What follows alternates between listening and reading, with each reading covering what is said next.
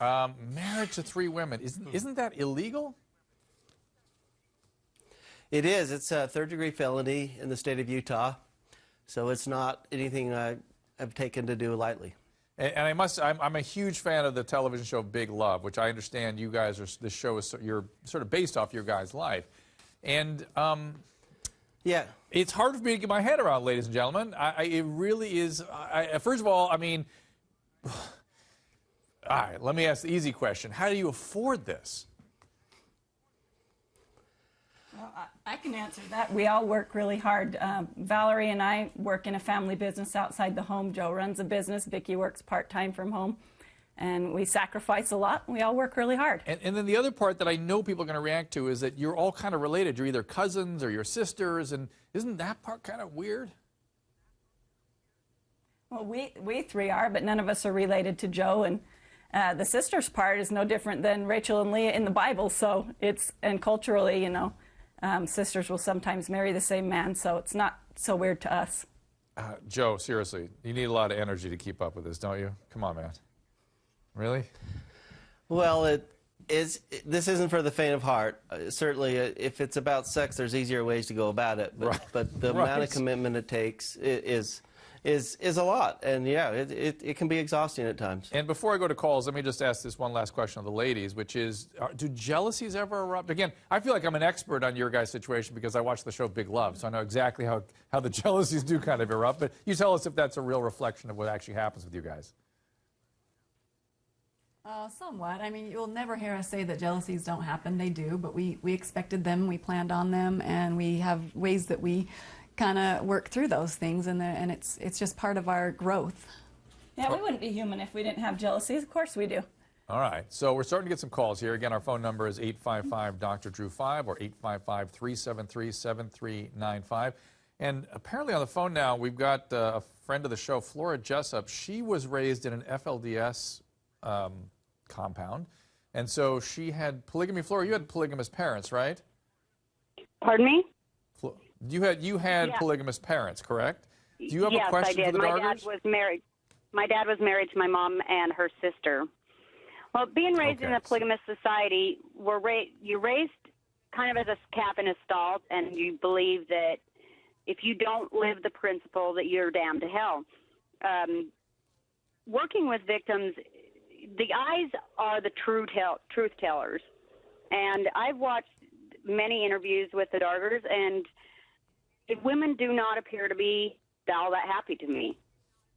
Okay, so let's ask that question, ladies. Is this happiness? Is this connubial bliss? Well, that's one person's assessment. I don't share the experience that she's shared, and I didn't grow up in a closed society, and I went to public school in a regular neighborhood. I knew what was out there. I had a free and willing choice to make it, and many of my siblings didn't. So, that's not my experience. Did the 3 of you come from polygamous families? Yeah, we were all raised within this culture, but in independent families, not following any leader necessarily. All right, But our parents also gave us a choice and never forced us or told us that we weren't going to go to heaven if we didn't live this way. And we have many siblings that have chosen not to live this way, and they still associate with the whole family, and it's still one big happy family. Okay, thank you, Flora. I want to take some more calls. Go ahead, Flora. Finish up. Do you feel that you have to forsake your emotional well-being in order to live the principle? Oh, hardly. That wouldn't work out very well. No, not at all. We are very human, and we embrace our emotions, and we work with them. All right, let's keep taking some calls here. Absolutely not. We'll take more calls, ladies. Evelyn in Pennsylvania, go right ahead. What do you got for me? Dr. Drew, Evelyn. I cannot understand what are their sleeping arrangements? All right, guys, give us that. Is there one communal sleeping center, or is there 3 different bedrooms that Joe visits? How does that work? We each have our own master bedroom, and Joe visits each bedroom on a rotation basis. It's that simple. Evelyn, are you still there? And all the sleeping arrangements are separate. Evelyn, are you still there? What I don't understand, No, God made one wife for one guy, not 10 of them. What do you guys say to those sorts of spiritual principles? Personally, I think they're all nuts. Well, I think that's somebody's belief structure, and this is our belief structure, and that's how we feel and what we do, and we feel like you should have the right to live yours, and we should have the right as consenting adults to choose the way that we put our family together. Joe and in follow our Florida. conscience. Joe, what do you got for us? Ask a question of the Dargers here. What do you got? Hi, Dr. Drew. Joe. I wanted to ask the Darger family, have they noticed if their plural marriage has adversely affected their children's lives in school, say, for instance? Are the kids performing well academically? Question. Yeah. Who's going to answer that? Is he asking academically? I mean, certainly our kids, which we hope to be able to even have on tonight, I think can answer some of this better. But they deal with the stigma that's out there, and there's a lot of persecution, both from teachers and from fellow students that they have to deal with. And so that's a factor that is there, and one of the reasons we speak out. We feel like in this kind of country, we should all be free, and whether they choose to follow our footsteps or not, they shouldn't be held as some kind of stigma for our choices. Yeah, Joe. We're all raised in it. We know what it's like growing up. Well, so yeah, and we guys, definitely help them and understand. I get you, and I don't want to be a part of that tonight. I'm not sure I want to bring the kids in and start questioning them and stuff. I'm not sure I'm comfortable with that because they do have to, I'm sure, withstand a lot of stuff. But I do have another call. Beth in Kansas, go right ahead.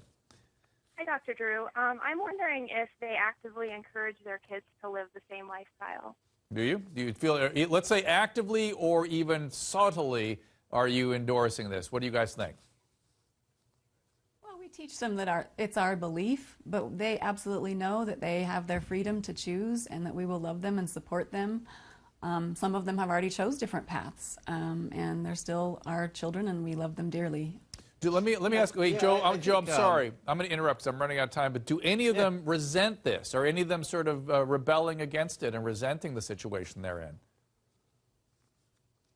I think some of them go through phases where they have, but that doesn't mean they always do. It's a typical teenager thing, really. I mean, how many teenagers rebel against their parents' religion? It's kind of a normal thing. Well, and you already feel strange enough as a teen, and then to have this strange situation, they have to deal with that, and they have to learn and come through it and decide what they want. But in the end, I think they end up proud of who we are.